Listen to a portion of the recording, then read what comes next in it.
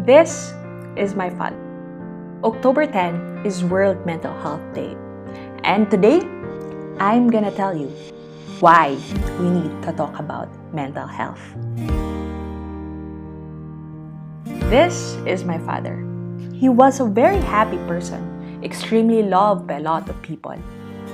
And I had a very amazing childhood, full of beautiful memories because of him. But everything changed on December 8, 1998, a day when my father died by suicide.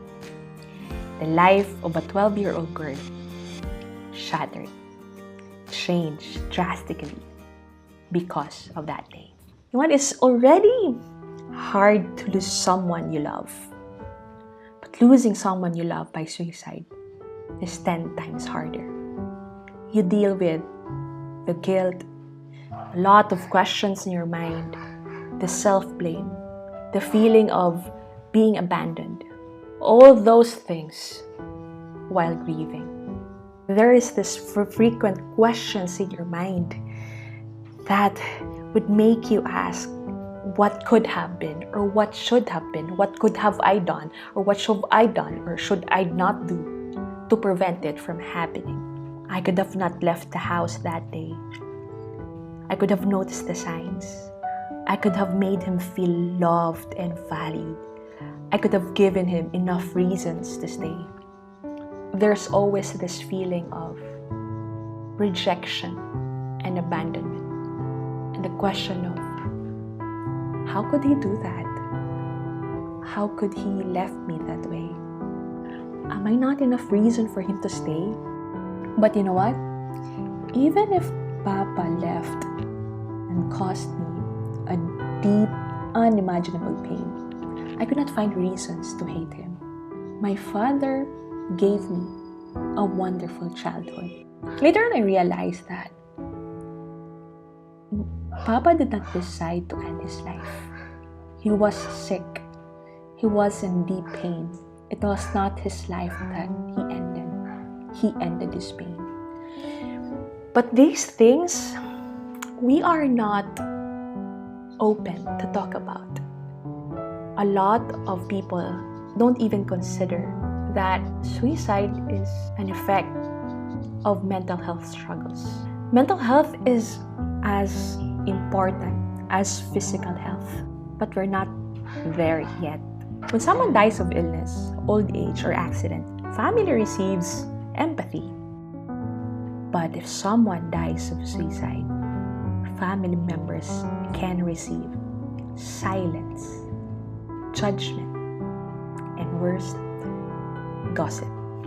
I remember how people were talking about how my father will not go to heaven because he committed a mortal sin. And for a 12-year-old who believes in the concept of heaven, it was very, very traumatic. But I'm okay now. Praise God. By the grace of God, I'm okay now.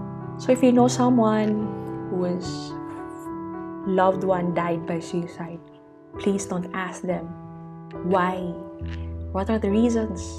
Because honestly, we cannot fully know why. No amount of letter or notes or whatever it is that could answer all our questions. What we need is your company. What the family and loved ones need is a support, a community, compassion, just to make us feel that we are not alone.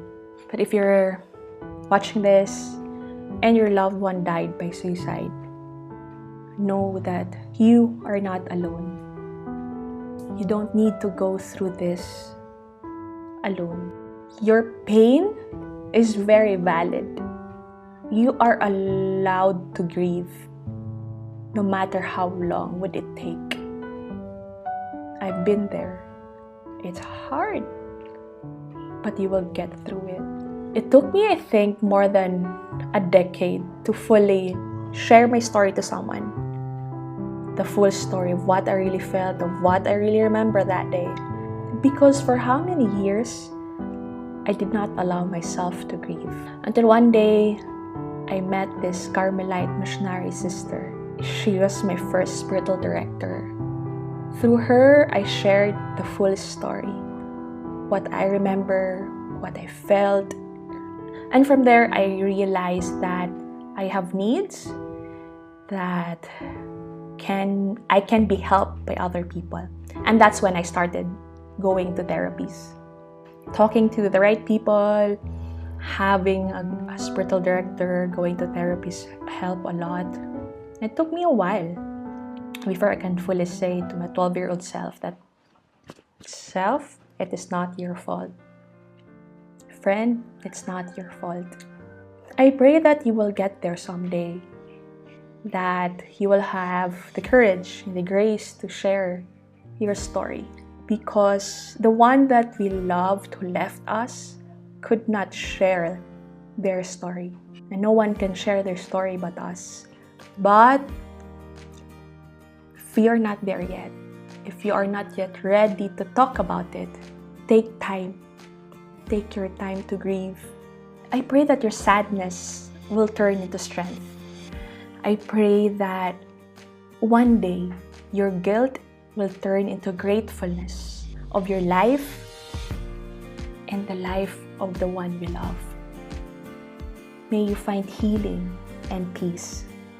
And I hope that someday, when you are ready and healed, you can empower others. But take your time. Healing takes time. You know what? Sometimes I wonder if it ever crossed my father's mind that the world would be a better place without him. Because my life and my world was less happier since he was gone. And if you're one of the people who is struggling right now, and if you feel that to keep going is unbearable, please reach out, seek help. You don't need to struggle in silence. You don't deserve to be alone. I really don't know what you're going through right now, but one thing I am so certain, I am so sure of, that the world is a better place because of you. And how I wish I was able to share this and to say these words to my father. You matter. The world is facing a silent pandemic that kills more than 700,000 people every year. Depression is real, and it's happening even to the happiest people. Let us talk about it. Let us know more about it. And let us be the people who will make this world a better, a kinder, a loving place to live. Let us end the stigma.